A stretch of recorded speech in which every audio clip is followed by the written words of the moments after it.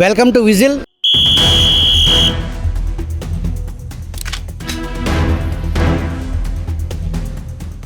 మనం అమరావతి ప్రాంతం ఏదైతే సెక్రటేరియట్ రాష్ట్ర సచివాలయం ఉందో దాని వెనక పక్కన సుమారు 5 లక్షల మంది సభకు సంబంధించిన ఏర్పాట్లు రాష్ట్ర ప్రభుత్వం శరవేగంగా చేస్తుంది. దీనికి కారణం వచ్చే 2వ తారీఖున ఈ దేశ ప్రధాని నరేంద్ర మోడీ ఇక్కడ ముఖ్య అతిథిగా అమరావతి పునర్నిర్మాణానికి సంబంధించిన అభివృద్ధి పనులకు శంకుస్థాపన చేయడానికి ఇక్కడ శరవేగంగా ఏర్పాట్లు జరుగుతున్నాయి. ఆ ఏర్పాట్లు చూడండి ఒకసారి. ఏదైతే గడిచిన 10 సంవత్సరాల క్రితం రాష్ట్రం విడిపోయిన తర్వాత నరేంద్ర మోడీ మొదటిసారిగా ఈ రాష్ట్రానికి అమరావతి రాజధాని అని ప్రకటించిన తర్వాత శంకుస్థాపనకి వచ్చి ఆ రోజు సభాముఖంగా ఢిల్లీని తలదన్నే రాజధాని అమరావతిగా ఉండబోతుంది అని అంటూ ప్రపంచంలో మెరుగైన రాజధానులు చూసిరండి, దానికి తలదన్నే ధీటుగా ప్రపంచ నగర స్థాయిలో అమరావతిని అంతకు మించి నిలబెట్టాలి అనే ఉద్దేశంతో నేను మిమ్మల్ని ఇతర దేశాలకు వెళ్ళి ఇస్తాన్బుల్ కానీ ఇంకా వేరే చోట కానీ అట్లా రకరకాల కంట్రీలు వెళ్ళి చూసి రమ్మని నేను చంద్రబాబు గారికి చెప్తున్నాను అని చెప్పేసి నాడు మోడీ పలుమార్లు సూచించడం, దానికి సంబంధించి అట్లాగే ఆయన అప్పటి విభజిత ఆంధ్రప్రదేశ్ తొలి ముఖ్యమంత్రి చంద్రబాబు నాయుడు విదేశాల్లో వెళ్ళి అక్కడ పరిస్థితులని స్థితిగతుల్ని అధ్యయనం చేసి రావటం, దానికి ఒక అద్భుతమైన నార్మర్ ఫోస్టర్ అని చెప్పేసి ఒక ప్రపంచ స్థాయి ఆర్కిటెక్ట్ కంపెనీని రంగంలో దించడం, స్టార్టప్ ఏరియాకి సంబంధించి సింగపూర్ గవర్నమెంట్ ఉచితంగా మనకి ప్లాన్ ఇచ్చే పరిస్థితి. వాళ్ళు ఆ రోజు ఇక్కడికి వచ్చినప్పుడు ఒక సుందరమైన నదీ తీరం, ఇంత అందమైన ల్యాండ్స్కేప్ ఉన్నటువంటి ఈ ప్రాంతాన్ని నాగరిక సమాజానికి మరింత చేరువయ్యేలాగా ప్రపంచ స్థాయి నగరానికి ఇక్కడ మేము ప్లాన్ రూపకల్పన చేయటం, భవిష్యత్ తరాల్లో ఇక్కడ మా పాత్ర కూడా ఉంది అని చెప్పుకోవటానికి మేము ఉచితంగా ఈ నేల కోసం ఆంధ్రప్రదేశ్ ప్రభుత్వం కోసం మేము ఉచితంగా ప్లాన్ ఇస్తాము అని చెప్పేసి సింగపూర్ ప్రభుత్వం ముందుకు రావటం, అట్లాగే జపాన్ ప్రభుత్వం కూడా ఆ రోజు సభా వేదికను పంచుకోవటం, రెండు డెవలప్డ్ కంట్రీస్ ఏదైతే జపాన్ ప్రభుత్వం కానీ సింగపూర్ ప్రభుత్వం కానీ ఆ రోజు వేదికను పంచుకుని అమరావతి నిర్మాణంలో మేము భాగస్వాములు అవుతాం అని సంయుక్తంగా ప్రకటించారు.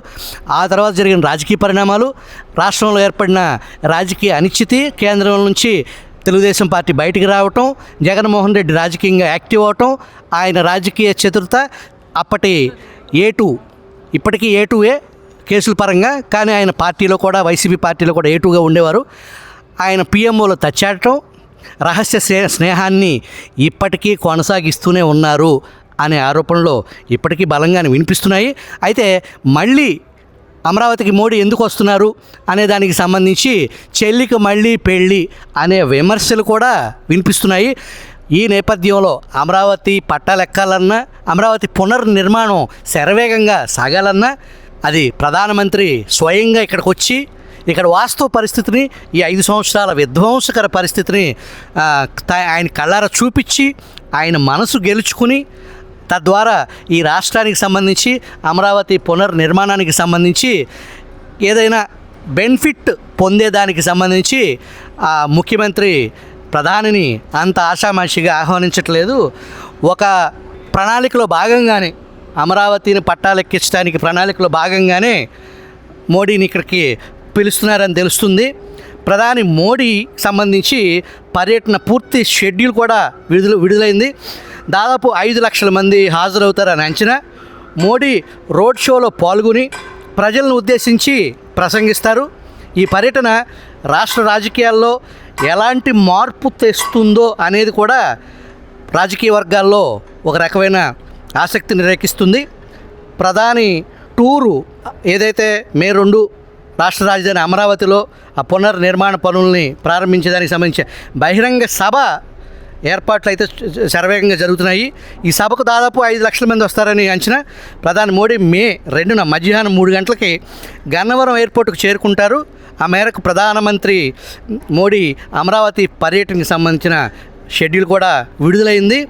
గన్నవరం ఎయిర్పోర్టుకు చేరుకుని అక్కడ నుంచి హెలికాప్టర్ ద్వారా 3:30 నిమిషాలకు అమరావతిలోని హెలీప్యాడ్ వద్దకు చేరుకుంటారు. అక్కడి నుంచి ప్రధాన వేదిక వరకు అంటే 1 కిలోమీటర్ 100 మీటర్ల మేరకు 1.1 కిలోమీటర్ మేర రోడ్ షోలో ప్రధాని నరేంద్ర మోడీ పాల్గొని ఉన్నారు. ఈ రోడ్ షోకు సమయం సుమారు 15 నిమిషాలు పట్టే అవకాశం ఉంది. అనంతరం 3:45 నిమిషాల నుంచి 4 గంటల వరకు అమరావతి పెవిలియన్ను సందర్శిస్తారు.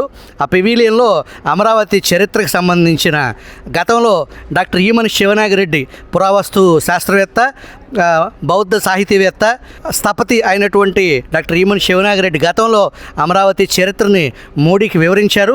ఇప్పుడు కూడా అమరావతికి సంబంధించి మోడీకి వివరించేదానికి ఆ పెవిలియన్కి సంబంధించిన ఏర్పాట్లలో సిఆర్డిఏ డాక్టర్ ఈమని శివనాగిరెడ్డికి సంబంధించిన ఆయన సహకారాన్ని తీసుకున్నారు. సాయంత్రం 4 నుంచి 5 గంటల వరకు సభ నిర్వహిస్తారు. అనంతరం అమరావతి పునర్నిర్మాణ పనులకు శంకుస్థాపన చేసిన అనంతరం భారీ బహిరంగ సభలో మోడీ ప్రసంగించనున్నారు. ఆ సభను ముగించుకుని సాయంత్రం 5 గంటల 10 నిమిషాలకు మళ్ళీ హెలికాప్టర్ బయలుదేరి గన్నవరం విమానాశ్రయానికి చేరుకుంటారు. గన్నవరం నుంచి బయలుదేరి 5:20కి ఢిల్లీ చేరుకుంటారు. ఇది ప్రస్తుతం మనకి అందుతున్న సమాచారం. అయితే ప్రధాని సభ కోసం 3 వేదికలు సిద్ధం చేస్తున్నారు అధికారులు. ప్రధాన వేదిక పైన ప్రధానమంత్రి మోడీ, ముఖ్యమంత్రి చంద్రబాబు, డిప్యూటీ సీఎం పవన్ కళ్యాణ్ సహా మొత్తం 20 మంది ఆసీనులవుతారు.